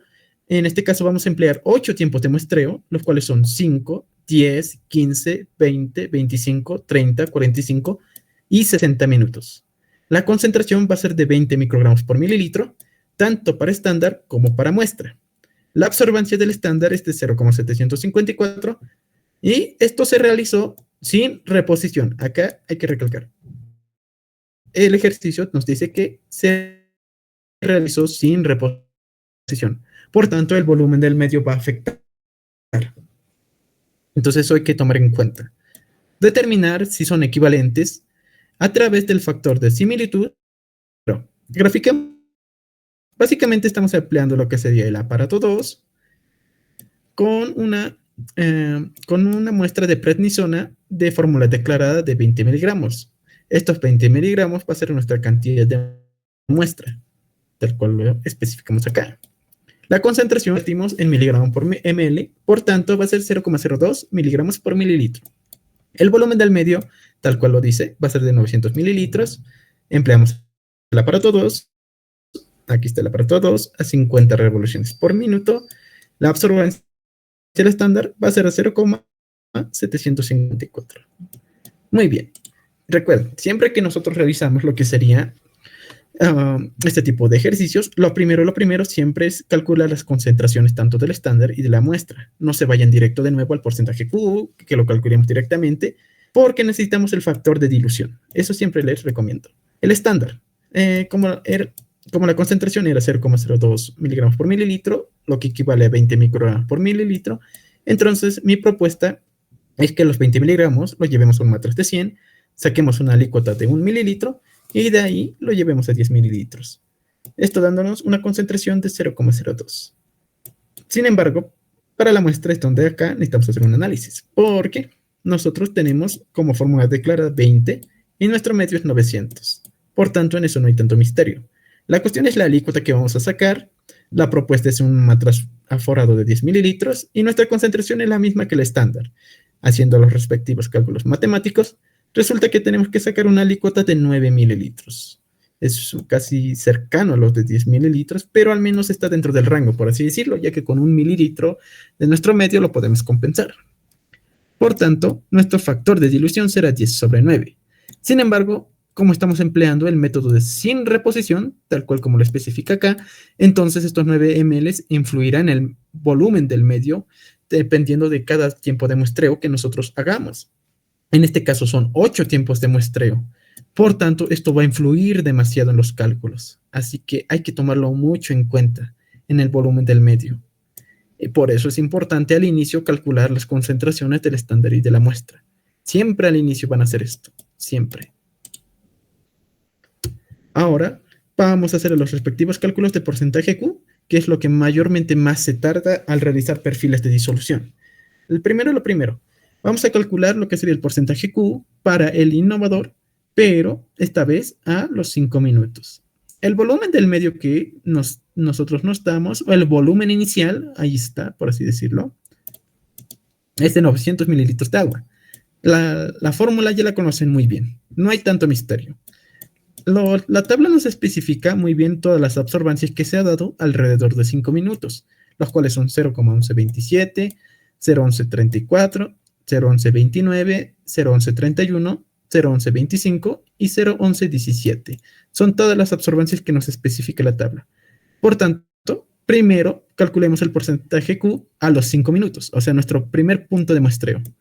Para calcular el primero, simplemente nosotros calculamos el porcentaje Q colocando lo que sería la respectiva absorbancia, en este caso sería 1127, por la concentración a la cual estamos empleando, en este caso sería 0,02 miligramos por mililitro.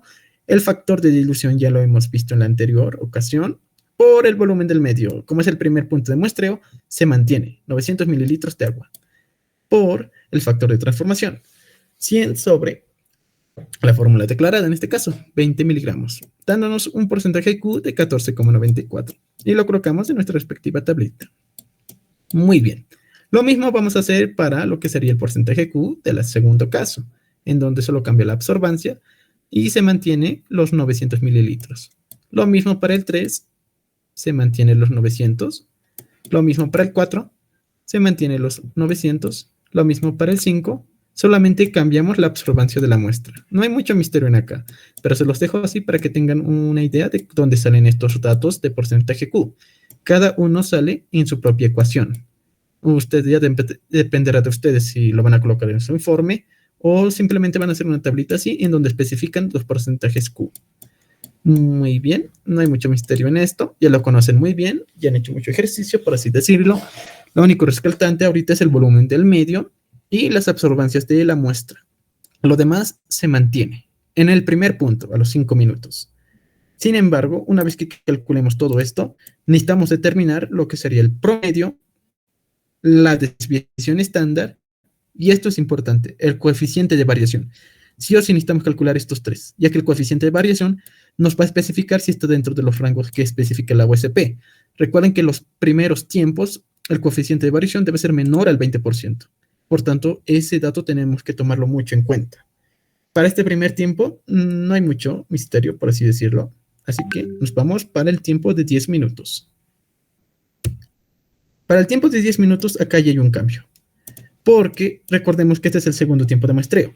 Al ser el segundo tiempo de muestreo, entonces sí o sí tenemos que restar nuestra alícuota, ya que es el método de sin reposición. Así que el volumen del medio antes era 900, pero ahora lo restamos 9 mililitros.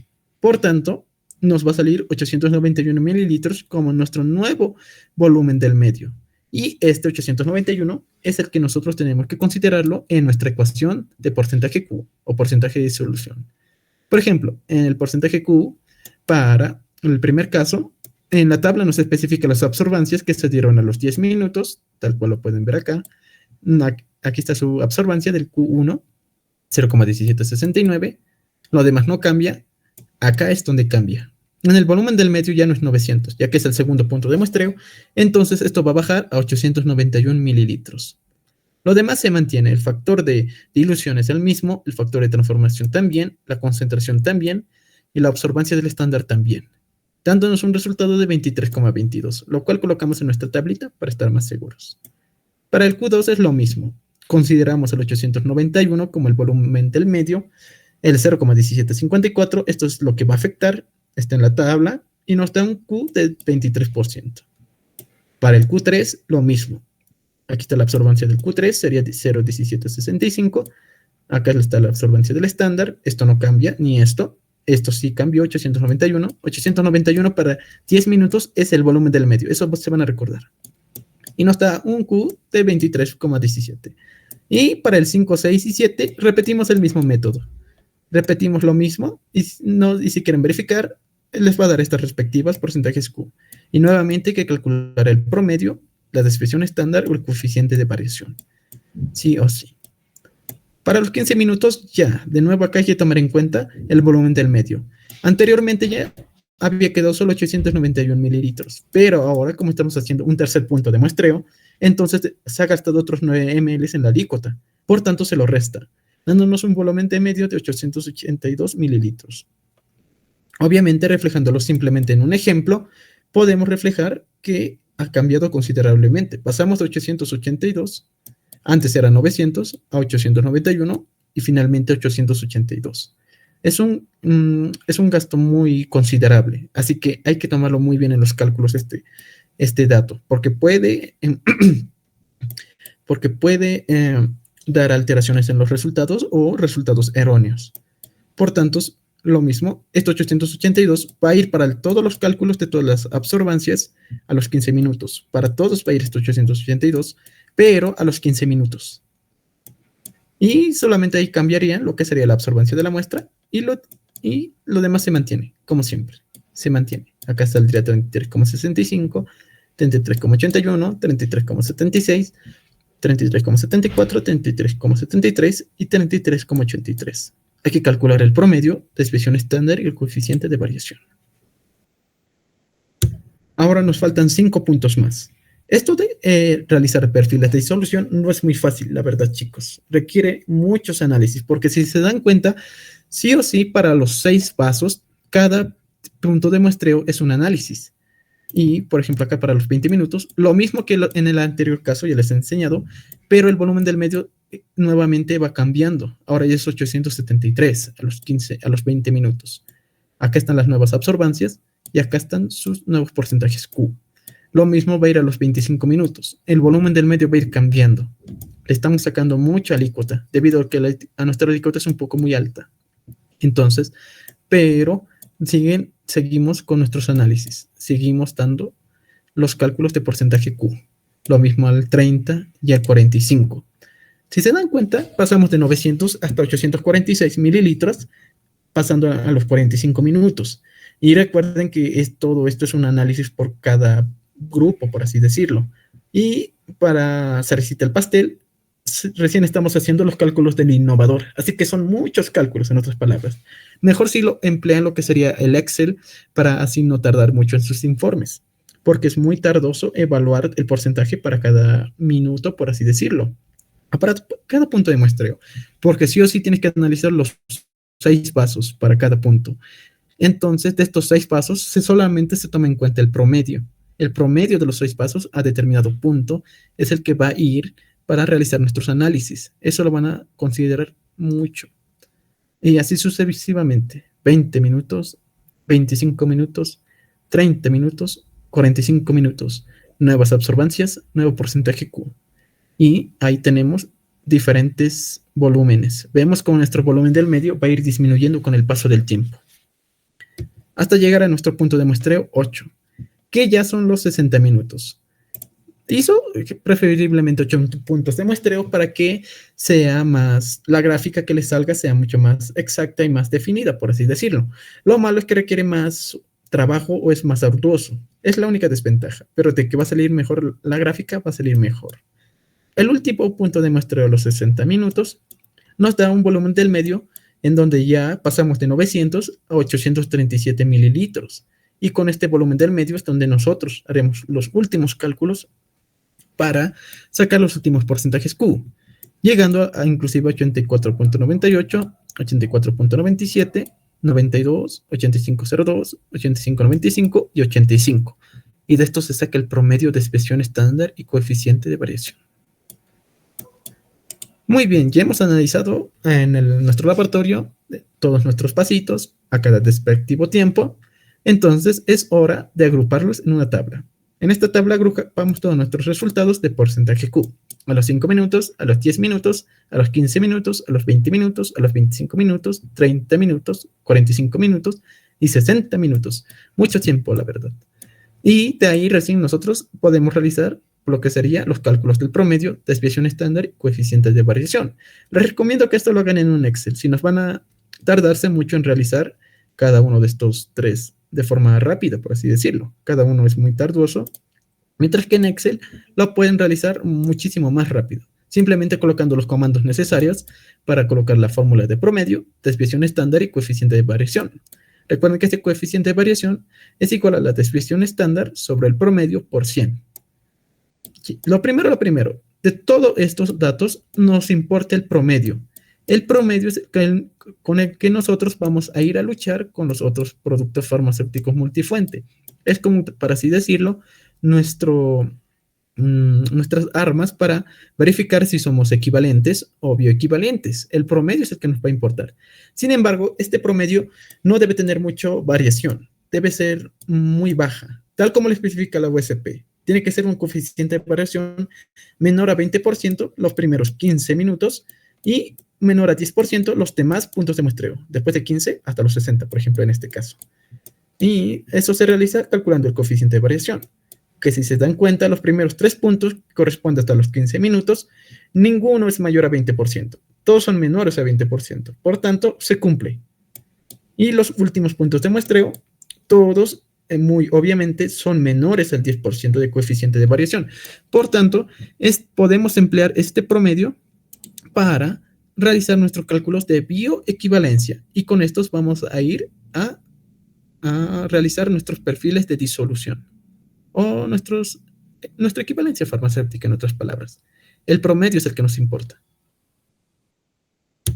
Ahora, para no volverlo más tardoso y que no tengamos más tiempo, no sea muy tedioso, entonces vamos a suponer que tenemos los datos del día miércoles y del día jueves, ya no necesariamente haciendo los mismos pasos anteriores, pero al menos ya les mostré cómo es que nacen estos datos. Estos datos que ven, por ejemplo, este es el que hemos realizado, el del día martes, innovador. El innovador dentro de la fórmula va a ser considerado como el de referencia. En este caso, no sé si empleemos uno de referencia, no sé si tendremos los primeros que han sido los primeros bioequivalentes, o empleemos tal vez de Laboratorios Chile, o simplemente empleemos puros genéricos. No sé, la verdad. Pero pues siempre pones el de referencia al que corresponda a tu día. Por ejemplo, si tú eres de día martes, entonces tú vas a considerar a tus cálculos como el de referencia. Si eres miércoles, entonces vas a calcular al tuyo como el de referencia. Y si eres jueves, tú vas a calcular a tus datos como el de referencia, en caso de que no tengamos un producto farmacéutico innovador o un producto farmacéutico genérico, que es un poco difícil de conseguir o un poquito más caro, por así decirlo. Va a depender mucho de lo que diga la doctora. Así que en ese caso, vas a considerar a tu cálculo como el de referencia y a los demás como los test, ya sea el test 1 y el test 2. Eso para que hagas tus respectivos cálculos. Ahora, sin mucha charla, esto es lo que hemos calculado. Aquí están todos los promedios, hasta los 60 minutos. Todo esto es con lo que vamos a batallar. Ahora estos dos datos ya lo he colocado directamente porque si no tendríamos que hacer lo que hemos hecho anteriormente.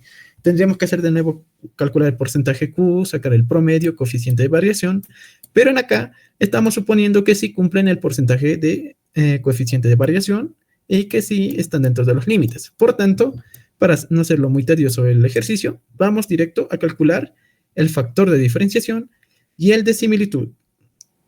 Por cierto, esto me refería a si nosotros conseguimos un innovador. En este caso, por ejemplo, la primera prednisona ha sido de la marca Deltason. Y las otras dos, que quizás ya pueden ser no sé, cualquiera que consigamos. Por ejemplo, que esta prednisona de Megalabs o de Laboratorios IFA. Con cualquiera de estos dos, pero siempre tiene que haber un innovador. En este caso, Deltasone ha sido uno de los primeros tabletas de prednisona que se han traído al mercado. Por tanto, este sería la primera prednisona, por así decirlo. La primera marca de prednisona. Ese sería el de referencia. Ahora, primero lo primero. Así para que me entiendan, vamos a hacer el primer test. Vamos a comparar nuestra referencia, o sea, nuestro Deltason, con el del grupo miércoles, que era un producto farmacéutico multifuente, que en este caso sería del prednisona de Megalabs. Entonces, estos estudios de F1 se hacen entre 2, no se hacen entre 3, por si acaso. Es como básicamente el T de Student, por así decirlo, sin otro misterio. Simplemente entre 2 lo hacemos. El de referencia versus el T. En este caso, el innovador contra el producto farmacéutico multifuente, 1. Así que primero haremos este. Ahí tenemos lo que serían nuestros resultados del martes y del miércoles. Así que primero vamos a calcular el factor de diferenciación que está dado por la siguiente fórmula. Básicamente es la sumatoria de nuestra referencia menos el test, en este caso sería nuestro producto farmacéutico multifuente 1, nuestro de Megalabs, aquí está, prednisona de Megalabs, sobre la sumatoria de lo que sería del producto de referencia, sus porcentajes Q, y lo multiplicamos por 100, y estos tienen que estar dentro de un rango de 0 a 15. Así que aquí tenemos los promedios que hemos sacado de nuestros porcentajes Q y lo comparamos con el miércoles. Tal como se darán cuenta, el de abajo, la sumatoria siempre va a tomar en cuenta el de referencia. El de referencia es la referencia, tal cual como lo dice ahí. Entonces necesitamos la sumatoria de lo que sería de los porcentajes Q del innovador. En este caso tenemos que sumar todos estos porcentajes Q promedio que hemos calculado, dándonos como resultado 375.34. Eso sería lo que vendría acá abajito. Por eso dice sumatoria de todos los porcentajes Q. Ahora en la parte superior va a ir lo que sería la sumatoria, pero ya restando lo que sería el porcentaje Q del innovador menos el porcentaje Q del producto farmacéutico multifuente 1. En este caso, como está en posición absoluta, el signo no va a importar. Por ejemplo, digamos, a ver un caso, acá está, 33.753 menos 34.57. Esto daría un valor negativo, pero como está en ecuación absoluta, entonces no se considera el signo. Por tanto, sí o sí tienen que considerar que estos dos tablitas significa que es consideración absoluta, el signo no afecta. Todos son positivos, para que así nosotros hagamos nuestra sumatoria. En este caso, la sumatoria de ERT menos el TT, por así decirlo. El de referencia menos los tiempos del test, en este caso del PFMF1. Hacemos las restas y tenemos, por consiguiente, nuestra sumatoria. Todas estas restas que hemos realizado, los sumamos. Esto pueden realizarlo en Excel también. Simplemente es la suma de todas estas restas en esta ecuación y tenemos ya los dos datos que necesitamos. Ya tenemos lo que sería la parte superior, 11,254, y la parte inferior, la sumatoria de los porcentajes Q de referencia. Y hacemos la respectiva división y lo multiplicamos por 100, dándonos un resultado de 2,9983, que según la USP está dentro del rango. Está dentro del rango de 0 a 15. Por tanto, nuestra primera conclusión en cuanto al deltazón y a la prednisona de Megalabs es que no existe diferencia entre el producto innovador y el producto farmacéutico multifuente. Pueden ser similares. Porque lo que hace el factor de diferencia es verificar si hay una diferencia entre estos dos. Si existiera diferencia, entonces no son similares. Pero en este caso, como cumple, entonces no hay una diferencia. Son casi similares. Puede ver equivalencia. Porque el factor de diferenciación solo vigila eso, solo vigila si hay una diferencia entre los dos. Pero el que sí da lo que sería el remate y la conclusión es el factor de similitud, que es el F2. Así que nos vamos con el F2. El F2 es tal como está en esta fórmula. Esta es la fórmula ya desglosada, el que seguramente les dio la doctora y los que les dio, o los que están en la USP, lo tienen como un poco derivado, por así decirlo. Es un poco difícil de entender, porque esto está elevado a la menos 0,5 y obviamente menos 0,5 es lo equivalente a lo que sería la raíz cuadrada, y como está en signo negativo es como dividir 1 sobre esta función en raíz cuadrada. No sé si me entiendan, pero lo van a ver. Pero de preferencia aquí está el desglose de la fórmula. Esta sería la forma adecuada de colocarla en su calculadora, por así decirlo. Ahora, ¿qué nos está pidiendo la fórmula? Simplemente no nos pide la sumatoria de las referencias, sino de nuevo la resta, pero esta resta ya al cuadrado.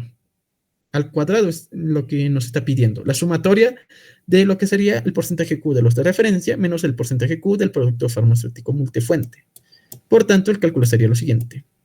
Básicamente es lo mismo. Restamos, pero a diferencia del factor de diferenciación, esta ecuación no está en posición absoluta, por así decirlo, sino está como raíz cuadrada.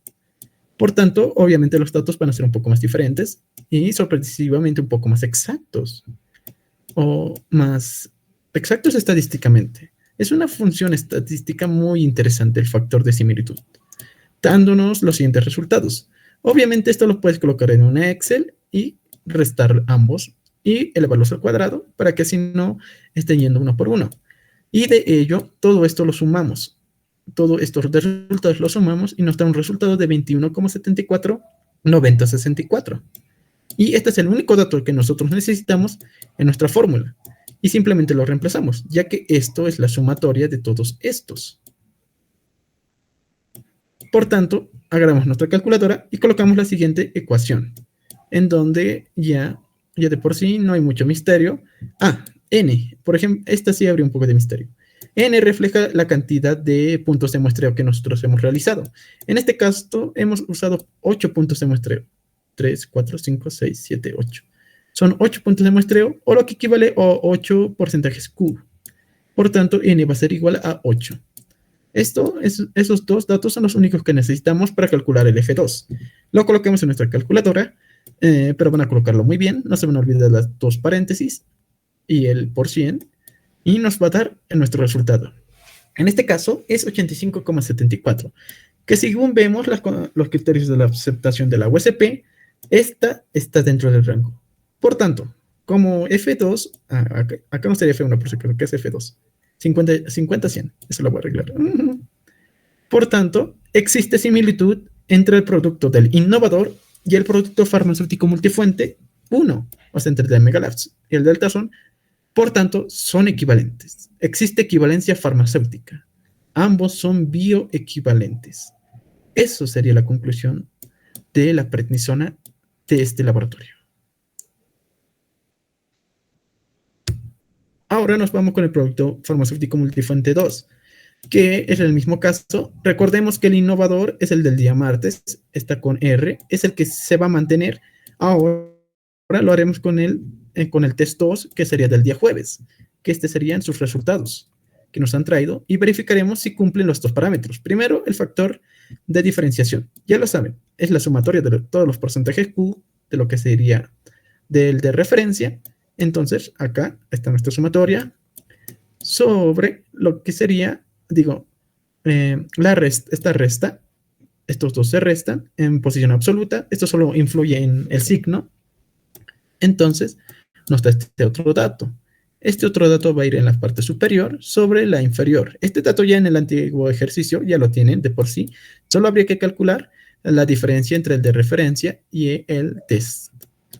Entre esos dos sacamos la sumatoria, 2704, parte superior, 375,34, parte inferior, nos dividen multiplicarlo por 100, y ya tenemos nuestro factor de diferenciación, que sorpresivamente, a pesar de que tenga algunos un poquito de diferencia, está dentro del rango. Nos tiene un resultado de 7,2, que según vemos la USP, está dentro del rango, ya que el factor de diferenciación está de 0 a 15. Por tanto, no existe diferencia entre el producto innovador y el producto farmacéutico multifuente 2. No hay una diferencia entre estos dos. Puede que sean similares. Dice que pueden. Por si acaso, recordarles que el factor de diferenciación no es el que concluye, simplemente te da una idea si existe alguna diferencia entre esos dos. Pero ya tenemos el visto bueno del factor de diferenciación. Entonces nos vamos al factor de similitud para concluir ya el ejercicio. Lo mismo, martes y jueves, los datos, pero ahora es R menos el valor del T, 14.797 menos 11,5. Este resultado lo elevamos al cuadrado y nos dan los siguientes resultados. De nuevo, mejor en Excel, los sumamos, todos estos datos los sumamos y nos da un resultado de 107,728464, tal cual nos especifica en la sumatoria, y lo reemplazamos en acá. El número de tiempos de muestreo se mantiene, sigue siendo 8. Por tanto, simplemente reemplazamos el resultado que conseguimos acá y lo reemplazamos en nuestra ecuación, tal cual como está acá, dándonos un resultado de factor de similitud de 70.99, que de nuevo esto es F2 por si acaso. Según la USP, tiene que estar dentro de un rango de 50 a 100, y como está dentro del rango, entonces ya de por sí, como el factor de similitud es la regla de oro y al cual les recomienda a todos, entonces ya sí o sí podemos confirmar que sí son equivalentes. Hay una similitud entre el producto innovador y el producto farmacéutico multifuente 2. Por tanto, Deltason y la prednisox de IFA son equivalentes farmacéuticos. Y así llegamos a la conclusión final. Para realizar la conclusión final, finalmente nosotros elaboramos nuestro perfil de disolución con los promedios que hemos efectuado anteriormente. Aquí lo tenemos. Aquí básicamente el del martes es el innovador. Básicamente es el que está en el medio, que si se dan cuenta tiene una casi perfecta, por así decirlo. Obviamente no es tan perfecta, pero cumple lo necesario. Si hubieran colocado un punto más, se vería más bonito. Pero ya de por sí con esto es suficiente. El del día miércoles, el producto farmacéutico multifuente 1, que sería el amarillo, el celeste, perdón, que si se dan cuenta es casi similar. Por eso, el factor de diferenciación y el factor de similitud lo consideran casi similares. No hay mucha variación, por así decirlo. Aunque del día jueves sí puede haber un poquito, pero mediante el método estadístico podemos detectar que no son similares, realizando lo que sería el promedio de los perfiles de disolución entre estos 3 días de laboratorio, entre el martes, miércoles y el jueves. Por tanto, concluimos que existe equivalencia farmacéutica entre el producto de referencia, el innovador, que en este caso sería nuestro deltazón, y los productos farmacéuticos multifuente que hemos evaluado, ya sea la prednisona de Megalabs o el prednisox. Por tanto, ambos cumplen el factor de diferenciación y el factor de similitud. Por tanto, existe bioequivalencia entre esos dos productos farmacéuticos multifuente. Esto básicamente sería, de forma más expandida, lo que sería la resolución de cómo nosotros calculamos el factor de similitud y el factor de diferenciación y cómo se grafica el perfil de disolución. Y a partir del perfil de disolución, inclusive podemos verificar la bioequivalencia. Esto es lo bueno de estos productos de liberación inmediata.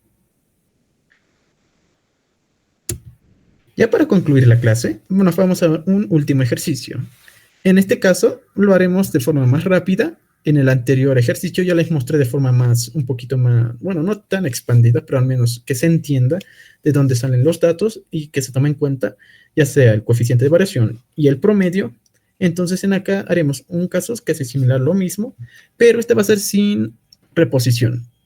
Pero al ser con reposición no hay mucho misterio, simplemente el volumen del medio es similar, así que no hay necesidad de realizar los cálculos de porcentaje Q. Así que lo haremos rápido. En el laboratorio de control de calidad se evaluó la equivalencia de amoxicilina de 500 miligramos de 3 productos farmacéuticos. El innovador, que es el amoxil, este es el primero que salió al mercado, y 2 productos farmacéuticos multifuente. El innovador lo evaluó el día de laboratorio martes, mientras los 2 productos farmacéuticos multifuente lo evaluaron en el día de laboratorio miércoles y jueves, respectivamente. Se empleó la prueba 2 de la USP. Por si acaso, si alguien va a lo que sería la monografía de la amoxicilina de 500 miligramos en cápsulas, se dará cuenta que tiene 2 pruebas. En este caso se emplea la prueba 2 y me basé en esa prueba. Todos los datos los saqué de ahí por si tienen curiosidad, por así decirlo. Se empleó la prueba 2 de la USP, la cual condiciona 900 mililitros de medio, o sea, agua, el aparato 1 a 100 revoluciones por minuto, tiempos de muestreo propuestos. En este caso, emplearemos ya solo 6 tiempos de muestreo para no hacerlo muy largo el ejercicio: 15, 30, 45, 60, 75 y 90 minutos. La concentración que se emplea es de 150 microgramos por mililitro, tanto para estándar como para muestra, y la absorbancia del estándar es de 0,401. Se realizó con reposición, así que el volumen del medio es constante, no se cambia, se mantiene en todos los datos. No hay que hacer esas restas que hemos hecho en el anterior ejercicio. Determinar si son equivalentes a través del factor de similitud y diferenciación. Ya para irnos rápido, los datos, simple. La fórmula declarada es igual a la cantidad de muestra, en este caso 500 miligramos.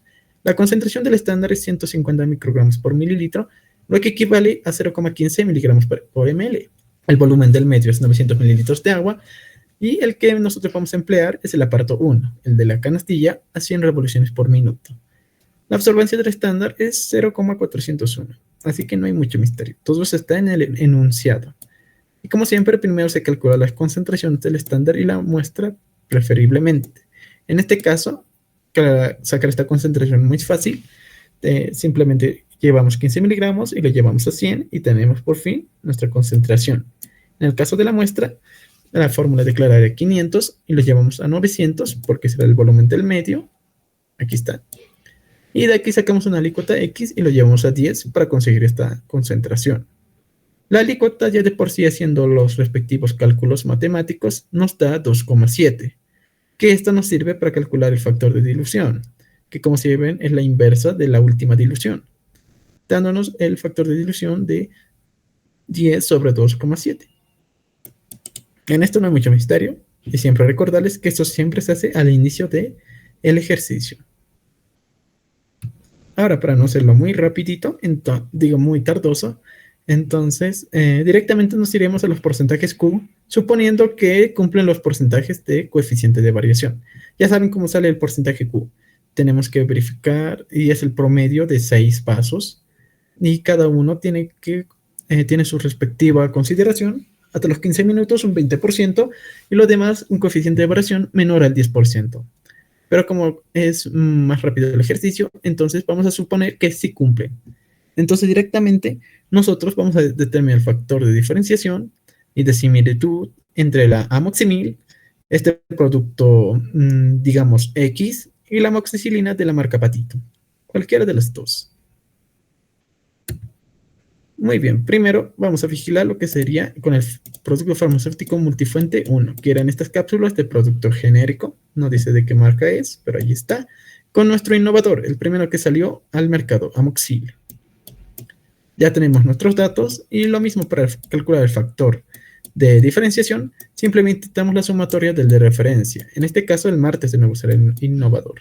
Por tanto, sería 461,34, la sumatoria de todos los porcentajes Q, que si se dan cuenta, esta vez es hasta los 90 minutos. En el anterior caso era hasta los 60, pero en este caso les había salido mejor hasta los 90 minutos. Lo mismo con la parte de superior, la diferencia entre los dos porcentajes Q, tanto del innovador como con el producto farmacéutico multifuente 1, dándonos esta diferenciación, y lo sumamos. De esta sumatoria lo llevamos a la parte superior y lo dividimos entre la sumatoria de todos los porcentajes Q promedios del innovador, dándonos un F1 de 5,97, que según USP está dentro del rango. Por lo tanto, no existe diferencia entre el producto innovador y el producto farmacéutico multifuente.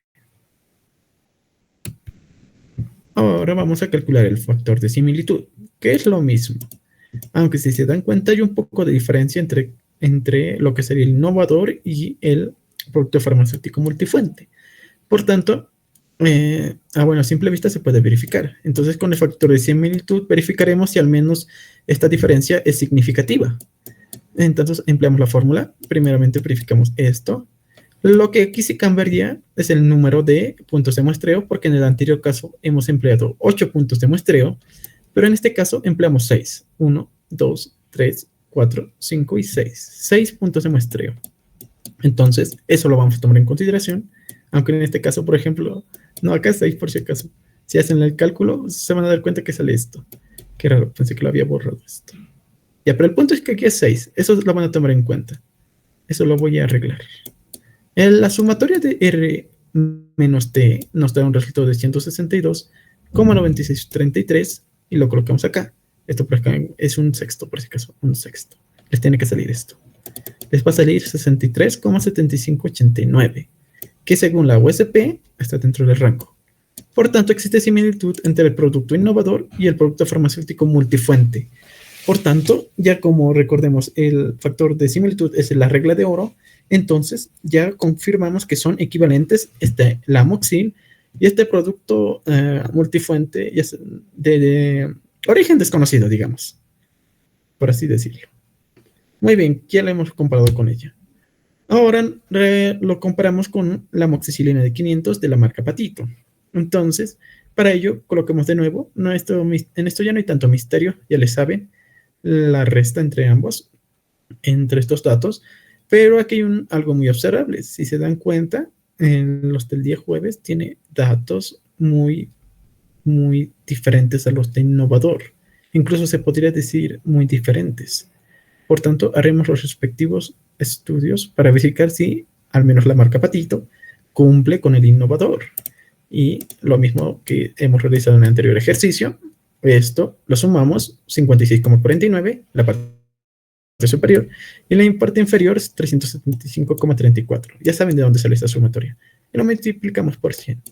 Y sorpresa, no cumple F1.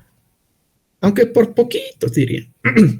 Por decimales, pero tal cual como lo especifica la farmacopea, tiene que estar dentro del rango entre 0 y 15. No tiene que haber una diferencia entre decimales, por así decirlo. Y eso se ve mucho en sus datos de porcentaje Q que no está. Inclusive a los 90 minutos no lo cumple, por así decirlo. Por tanto, la conclusión en este caso sería, existe diferencia en el producto innovador y el producto farmacéutico multifuente 2. puede que no sean similares. Ese es el dato que nos dice. Puede que no sean similares. Sin embargo, acá viene lo curioso del ejercicio, porque si bien no cumple factor de diferenciación, por muy poquito, resulta que sí cumple factor de similitud. ¿Por qué? De nuevo colocamos los mismos datos, pero verificamos de nuevo esto de acá arribita. N es igual a 6, por si acaso, N es igual a 6. Les tiene que dar este resultado, 50,3655. Esto sale de la sumatoria de las restas de la referencia contra el test, que sería el no innovador, contra el producto farmacéutico multifuente elevado al cuadrado. Y de ahí la sumatoria, y aquí está, aunque esto es 6 por si acaso, esto es 6. Ahí está el 6. 50,3655. Que según USP, aún por decimales, en este caso sí cumple. Entonces, este es un caso muy interesante. Por tanto, puede existir similitud entre el producto innovador y el producto farmacéutico multifuente 2. O sea, entre la amoxil y la amoxicilina de la marca Patito. Entonces, puede haber similitud. Y eso es curioso, porque no cumple factor de diferenciación, pero sí cumple factor de similitud. Ahora, llegaremos a una conclusión muy clara en la siguiente diapositiva y en la última. Ya nosotros realizando o calculando nuestro respectivo perfil de disolución, en donde ahí tenemos el innovador. En este caso salió muy perfecto, por así decirlo. Incluso lo pueden observar. Es casi como una curva muy perfecta, por así decirlo, aunque si colocaran más puntos, sería muchísimo más definitorio, aunque eso va a ser mucho más trabajo, por así decirlo. Los del día miércoles, con su producto farmacéutico multifuente desconocido, resulta que solo en esta área había un poco de diferencia, pero en los otros puntos hay mucha o casi similitud. Por ello, en la conclusión se llegó de que son similares o casi equivalentes. La cuestión era con el del día jueves, con la marca Patito, que si se da inclusive en la misma gráfica, está un poco muy alejado de lo que sería el innovador. Son datos muy alejados, pero a una simple vista diríamos que no son equivalentes, pero eso lo comprobábamos con la estadística y con ello determinamos si al menos cumple algo, por así decirlo. Y en este caso sí cumplió uno. Este producto sí había cumplido un hito. Por lo tanto, existe equivalencia farmacéutica entre el producto de referencia y los productos farmacéuticos multifuentes evaluados. Y ahora dirán, ¿por qué? Si el producto Patito no había cumplido F1.